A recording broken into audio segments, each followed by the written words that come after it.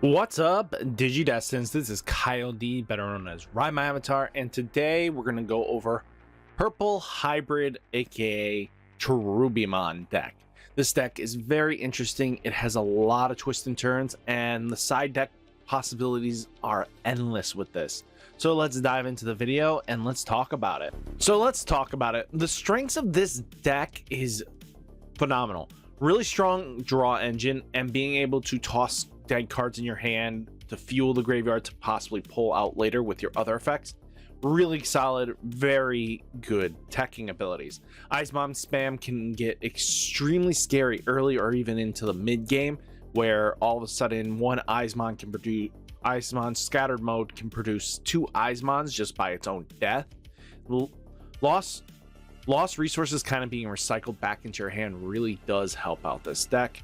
And then when Cherubimon dies, can flood the board very easily just by spamming out a bunch of rookies. And with purple, you're always having a great flexibility of how you want to play it, and then has strong removal even in the base deck that can just clear out lower end boards without even thinking about it. Weaknesses: it's very graveyard reliant.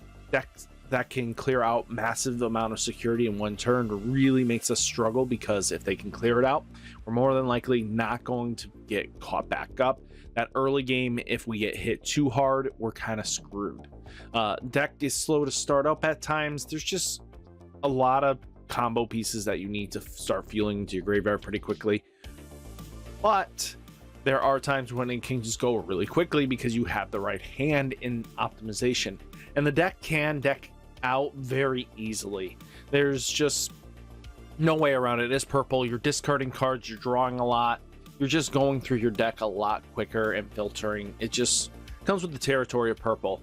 So with the hybrid Cherubimon core, you're about 25 to 29 cards out of your 50 are kind of dedicated to your engine with the hybrids and the Cherubimon, because they kind of just go hand in hand and support each other. It does do a lot, leaving a good amount of flexibility in the way you want to play and how you want to change up the deck. Sideboards create very interesting ways of playing around with this deck, and you can do a lot of things with your sideboards. So keep that in mind. So let's go over the draw engine itself. First off, we have DemiMeramon. So on deletion, trigger draw one, then trash one card. It's just an easy +1 filter. Then you have Tsunomon. So when a card is trashed in your hand using one of your card effects, draw one. He's okay at times. There are times where there are better cards. Then you have Gabumon with on deletion, trigger draw two, trash one card from your hand, and that's really good for us. Being able to trash will trigger our Eyesmon, that if we do have a scatter mode already in the trash and we toss the Eyesmon, that means we get a free champion out of the deal. And then Labramon is on play, trigger draw one, then trash one card from our hand. We're always constantly trying to toss cards out, either if it's scatter mode already in the graveyard, we're slamming down Eyesmons, or tossing a few tamers here and there just so that we can bring them back for later use. Then we have Pokemon. So reveal 5 cards from the top of your deck, add 1 card with hybrid in its form, or 10 warriors in its typing, and 1 tamer among them to your hand. Place the remaining cards at the bottom of the deck in any order, and then when your tamer digivolves, gain 2 memory. So if you digivolve on top of it, it's a very powerful skill all around. He pluses you. He's a possible +2, and then he's a possible gain 2 memory back. He's a really good, accelerant engine as well. We'll talk more about him a little bit later in the video. Then we have Eyesmon scattered mode. So on deletion, draw 3, trash 2 cards in your hand. This is where constantly just drawing does get you advantages. What's scary about him with his on deletion is that you can toss 2 regular Eyesmons. They'll check for scatter mode in the trash, instantly come out, and you're already plussing wider boards than your opponent might have mobile for right off the bat. Then you have Chi himself. He's pretty much Labramon fused with Tsunomon. So both of them are in 1 card now, and it's a tamer form. It's a 3 cost. Go on play, draw 1, and then you trash 1, which can trigger the Eyesmons, as I've been saying, or you can fill up the tamers to use it for recycling your tamers. And then on deletion, gain 1 memory.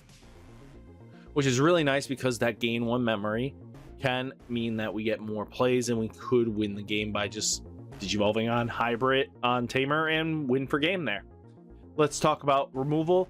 First off, we have Elecmon. So delete one of your opponent's Digimon, level 3 Digimon. So he's in here for popping any of the memory negators and anything like the stun cards, the lower rookies like Cutemons and stuff like that, or Mecha Madoke Pedamons, just so that if they're trying to prevent us from playing, we're going to prevent them. Those Digimon are just going to die anyway. So on deletion, delete one of your opponent's level 3 Digimon. So you can easily just have this swing into something, or just go hope for death and security, and then you just pop it, and then you get to continue playing. Loweemon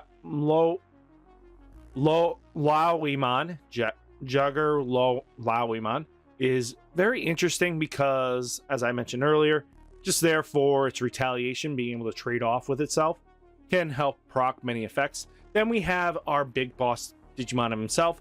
When digivolving, you may play 1 purple tamer from your trash without paying its memory cost. Then for each tamer you play, delete one of your opponent's level 4 or lower. He's great removal. He's great for playing 1 tamer. So if even in worst case scenarios, you get 1 pop. If not, I mean, 0 pops, which is going to suck, but that means they didn't play any Digimon, so you're in a better position than them. And then on deletion, for each tamer in play, you may play 1 level 3 Digimon card from your trash without paying its memory cost. So that's just a thing. Being able to, for each tamer in your play, just flood the board with a bunch of rookies could mean game wins for you, because if they can't remove all, let's say you had 4 tamers out, that's 4 new rookies on board. That means you can digivolve up with them, do a lot of damage with them. Just keep that in mind. Then we have Tsunomon, being another big boss Digimon. He's really in here just to digivolve on top of Cherubimon, getting the extra security checks, and then when digivolving, delete one of your opponent's Digimon. But he can also warp on top of a tamer, getting you game wins that way, because we're going to be tossing out a bunch of tamers anyway. What would be nice is putting those tamers and hybrids back at the bottom of the deck in any order, and then you recycle yourself back into the game. So he's a good recycler in himself. Now let's talk about the accelerants in this deck. So we have 1 Lopmon. So your turn, when you play a tamer, gain 1 memory. You're not always going to have this live, so it fits the theme. I also love Lopmon, but he's in here just for that sake. Then you have Bokomon. We talked about him a little bit earlier, is that he is an accelerant and a draw card. He's just overall really good. And being able to digivolve for free for your tamer evolutions with your hybrids could mean game wins for you. Then you have Matt Ishida. If you have 2 memory or less, set your memory to 3, which we really do need at this time, because as long as we're burning resources, we're going to want to go up. And then on play, return 1 purple Digimon card or purple option card from your trash without paying its memory cost. Being able to recycle lost units is really good. Then we have Kari. So when a card is removed from your security stack, you may suspend this tamer to gain 1 memory. She's a really good 3-cost tamer, because if your opponent's hitting us enough and if you have 2 of these, this is an instant hammer spark against your opponent.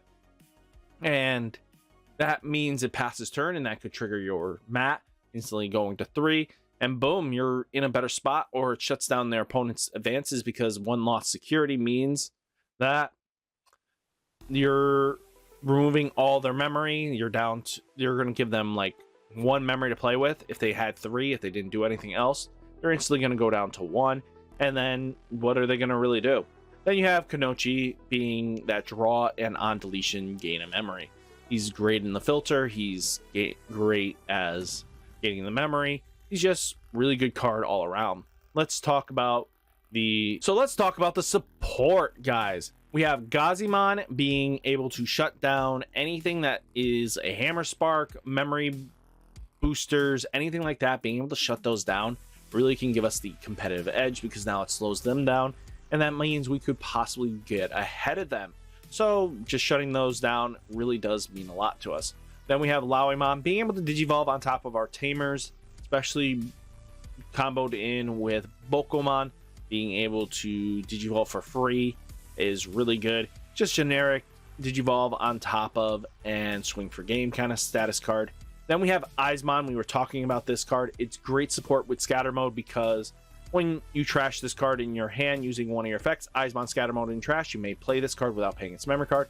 And for each Eyesmon scatter mode in your trash, this Digimon gets plus 2000 DP. It gets bigger and bigger and bigger as the game goes on, and every time you play it out. And it just could mean death for your opponent. And this card also, just the spammability of it is ridiculous.